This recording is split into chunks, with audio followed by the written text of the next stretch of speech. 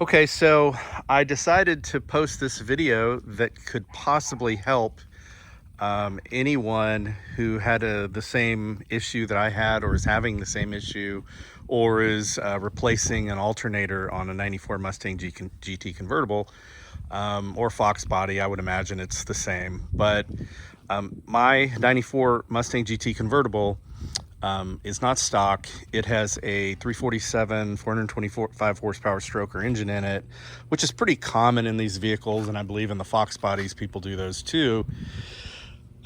This one, since it does have a blueprinted engine and all this stuff, I got a kill shot fuel injection system, and I don't have it started, but that's the interface to it right there that comes on when I run it.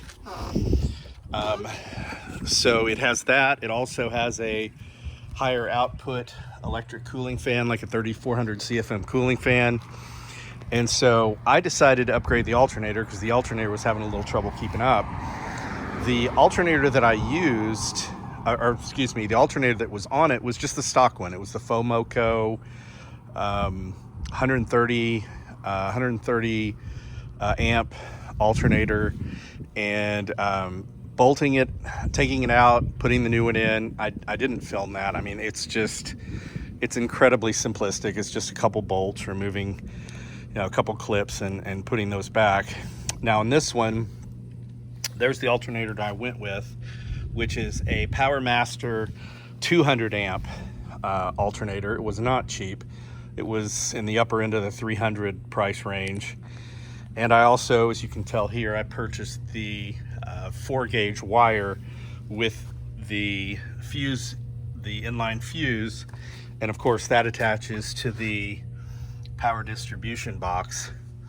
I made a few mistakes and learned a few things here, so hopefully this will help. Like I said, unbolting it, putting it in, no problem. However, once I got that done, and then I went ahead and ran the other wire to it, which again was just routing and a couple bolts, and put them back in. The old belt, the old serpentine belt on this was loose. So it actually did not fit anymore, and it took me a second to figure out, but the new pulley on this alternator is way smaller than the one that was on the stock Fomoco one. So initially I just swapped the pulley, but realizing that would not give me the same power output because it wasn't spinning at the same rate as it should, I wanted to go back to the one that came with the alternator, and I did. I had to go to AutoZone I don't know how many times to try to get the right belt that fit. I finally settled on the K060908. That is the correct size. You can tell here that it's got just the right amount of give. The tensioner is in just the right position. It's perfect. However, I bought the cheapo brand of it, which was, I don't know the brand name of it. It was actually, I think it was at O'Reilly's, but it slipped. And it slipped when I turned the air conditioner on. And it was very poor construction, very light construction. So I ended up going with the Gates Fleet version, the Fleet HD version of this size belt.